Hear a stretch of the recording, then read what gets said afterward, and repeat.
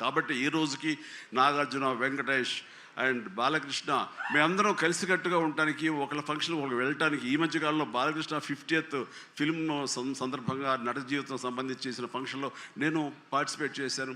అలాగే నాగార్జున మేము వెరీ ఫ్రీక్వెంట్గా కలుసుకుంటుంటాం. ఈ రకంగా అరమరికలు ఉండకూడదు. అభిమానం అంటే అది పర్సనల్.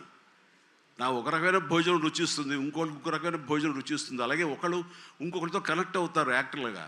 అలా ఉండటం అనేది మనం అందరం యాక్సెప్ట్ చేయాలి. అంత మాత్రం చేత విశ్వక్షాన్ని ఎక్కడ దూరంగా పెట్టి మన మనిషి కాదు కాబట్టి అతని ఫంక్షన్కి పిలిస్తే కనుక వెళ్ళాలా అని ఉండకూడదు. ఖచ్చితంగా వెళ్ళాలి.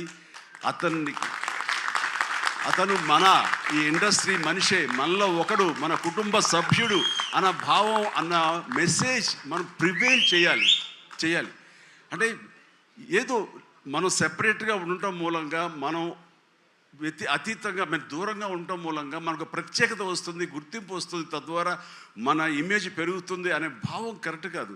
మన ఇమేజ్ పెరగాలి అంటే, మనకి ఒక ఫ్యాన్ బేస్ పెరగాలి అంటే అది మన కంటెంట్, మనం చేసే సినిమా ఇస్తుంది తప్ప మనం ఏలినేట్ చేసేసుకోవడం, మనల్ని దూరం చేసుకుంటేనే కాదు. అందరూ కలివిడిగా ఉండాలి. అని మా ఇంట్లో ఇంతమంది హీరోస్ ఉన్నారు, అందరం ప్రతిసారి కలిసిమెలిసిగా ఉంటాం, అన్నీ ఉంటాం. అలాగని చెప్పేసి మా ఇమేజ్లు తక్కువ.